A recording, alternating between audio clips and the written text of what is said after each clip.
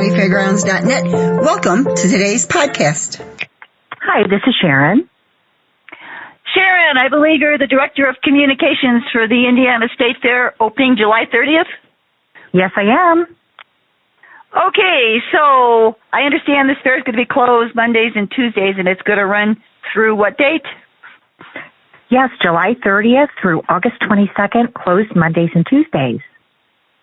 Okay. Do you want to give me a little bit of the history of this fair and how you handle COVID? Sure.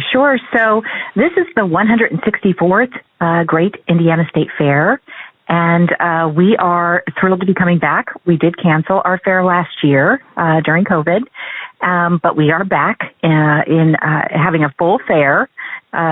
We do have some guidance when it comes to our safety measures. We are asking fairgoers who are fully vaccinated to, again, be very conscious of their hand washing and hand sanitizing, et cetera. We have about 500 hand washing and hand sanitizing stations deployed on our grounds. For those who are not fully vaccinated, we are asking them to follow the CDC guidelines regarding wearing their masks, and then also, follow those same hygiene protocols. But other than that, we have no capacity restrictions. We have no other restrictions when it comes to safety measures. We are moving forward with a full Indiana State Fair. Okay, so I'm a senior. What's the parking situation like? Sure. So we have lots of options for parking. We've got accessible ADA parking, which is located right on our grounds in the southwest corner of our main parking area, which is the infield. Very accessible to a walk tunnel. And we also have tractor shuttles that operate for free from 9 a.m. to 10 p.m. daily. They have slightly shorter hours on Thursdays when we have $3 Thursdays, which allow for discounted gate admission, discounted food, and discounted rides. So that's a very busy day for us. So those shuttles run until 5 on Thursday. Okay. So if you were coming to this fair, what would be the first thing you would do when you went in the gate? The first thing I would do would come hungry, of course. Definitely come with an empty belly so you could fill it with wonderful fair food. We've got 23 new food items entered into our Taste of the Fair competition, which is a People's Choice competition. And folks can vote for their favorite on that list at each of the food booths. There will be a QR code so you can vote with your phone, or you can go to any of our information booths and vote with a printed ballot in person. So we've got everything from bacon mac and cheese offered by Indiana Pork, which is crispy bacon on creamy mac and cheese, to deep fried cheesecake, which is going to be crispy on the outside and very sugary and sweet on the inside. We've got a Cuban that is going to be presented by the 2019 winner of the Taste of the Fair.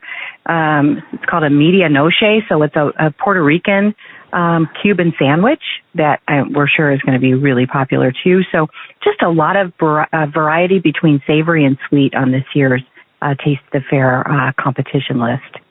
The first thing I would do would be to attack the food. And you have to tell me now what's your favorite fair food. I always enjoy a good piece of buttered corn, especially the Lions Club at our fair offers a really, really yummy corn, or you can get it off the cob and eat it out of a cup if you prefer to do that, which I think is fabulous too. So that's a favorite of mine, but then I also really enjoy a good elephant ear. So the traditionals are my favorites. Okay, so what buildings, when they come in the front gate, what are there exhibit buildings? Some of the buildings are by the front gate? Yeah, so it depends on where you come in as far as which walk tunnel, but certainly the Harvest Pavilion is a very popular building for families. It's air conditioned, and this year it will feature a brand new exhibit. There are about 30 Lego statues, all made from Lego bricks, depicting all sorts of animals and wildlife, and they tell the story of each statue and how many bricks it took to make them, and a lot about the species, so you learn about conservation and wildlife, and it's called City of Bricks, and Sean Kenny's Wild Connections made with Lego bricks are the statues that are all stanchioned off in this building. It's wonderful. There will be 2 areas where kids can play with bricks and build their own statues with their own imaginations. There'll be an area where there's a State Fair cinema showing movies that relate to the theme, which is such a popular theme for kids of all ages. Everyone loves Lego bricks. So that's a great first stop, and that's free. And it's open from 9 a.m. to 9 p.m. daily. Also, there's the Ag Hort building, which has, all of our 4-H projects that are showcased, and you can see, the largest vegetable that's been entered into that competition. You can really kind of see what the heart and soul of the Indiana State Fair is about, and that's about all the entries that people, put their heart and soul into to compete and then try and get a blue ribbon. That building is always very, very popular. And then there are several buildings over in our Pioneer Village, which tells the kind of the history of Indiana agriculture. And there's a lot of folks that volunteer to work in that area and help tell that story and show how quilts are made and how yarn is woven and how maple syrup is made, and show off a lot of vintage, older farm equipment and how it worked and that sort of thing. So it's a great area where you can really learn and educate yourself about agriculture. So many buildings with so much to share, and I could go on and on, but those come to mind as ones that are really accessible to our parking lot. All right. Well, you mentioned the Lego thing for the kids. What else is there for kids, particularly under 12, to see that shouldn't be missed? Yeah. So we've got the Mighty Mike show. He is a kind of a throwback, think of the 1920s striped bathing suit with the curly mustache. He's a strong man, and he's going to be juggling bowling balls and bending horseshoes and tearing packs of cards and dancing, and he puts on a wonderful show, and he's 5 times daily over in our Hoosier Spirit Park, which is an area where we're going to also be featuring a new ride, the Hoosier Cruiser Super Wheel, which is the largest Ferris wheel in Indiana. It's 150 feet tall, and it's got 36 enclosed air-conditioned gondolas, so it'll give you a bird's-eye view of the fairgrounds. Tickets for that are $10 a person, or $15 for a little bit of an elevated VIP experience, but this is brand new this year, so it's going to be a wonderful opportunity for families to enjoy that. They can ride together in groups of 4 or 6. So that's brand new. We've also got the Paul Bunyan Lumberjack Show, and that's going to feature quality lumberjack competitors throwing axes and log rolling, and it's going to be filled with action-packed competition. So that'll be really exciting and engaging for really, as I said, children of all ages.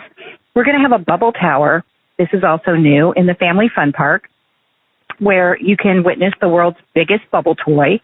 So again, it will delight children as they kind of stop for some fun, bubble popping fun, and kind of see the beauty of bubbles in the summer air. And also, we've got the Forever Forest. It's located in our Farm Bureau building, where kids can learn through kind of interactive play spaces about the different roles that wood plays in different products, as well as different jobs that tie back to the wood industry. So another learning but fun opportunity, and that's open 9 a.m. to 8 p.m. daily. So lots to do this year for the whole family.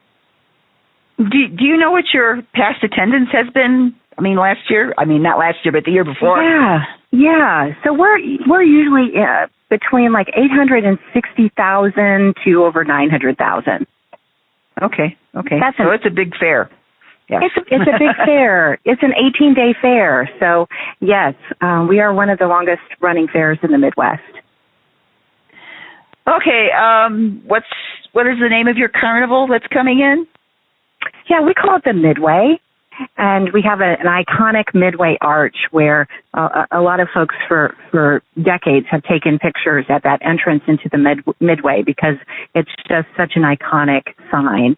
And it again, we feature wristbands, which are discounted until the 29th. We open on the 30th, so there are ways to save by getting a wristband and being able to ride all the rides you want during your visit. And again, we are really highlighting 2 new rides this year, the Hoosier Cruiser Super Wheel, Ferris Wheel, and we've got a double-decker carousel that's brand new this year.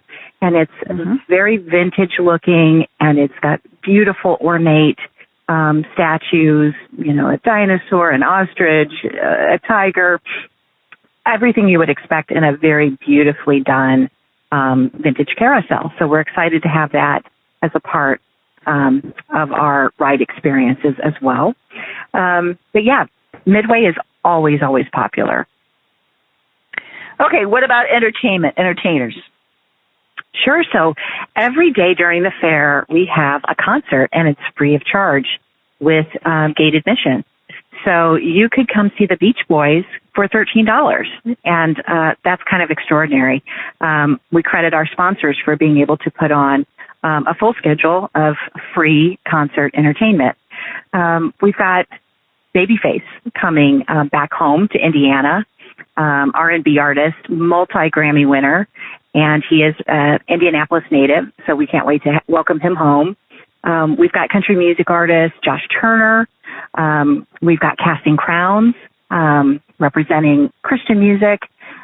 We've got a whole gospel festival, and we've got a Latino festival as well, which is new this year, just a full day of Hispanic music.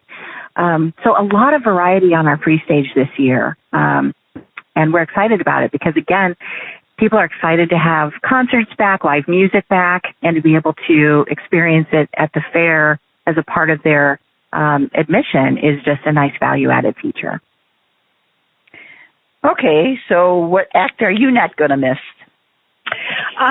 Personally, I'm not going to miss Babyface, and I'm not going to miss the Beach Boys, for sure. I think they're both going to put on a great show, and I think the common thread with all of the entertainment this year, I didn't mention, but we've got the Happy Together tour with the Turtles and the Association. Just a lot of our acts this year are just about good vibrations, feel-good music, and exactly what people need as we come together again. That's for sure. I don't want to leave 4-H out of this. Do you want to talk a little bit about the 4-H activities and buildings?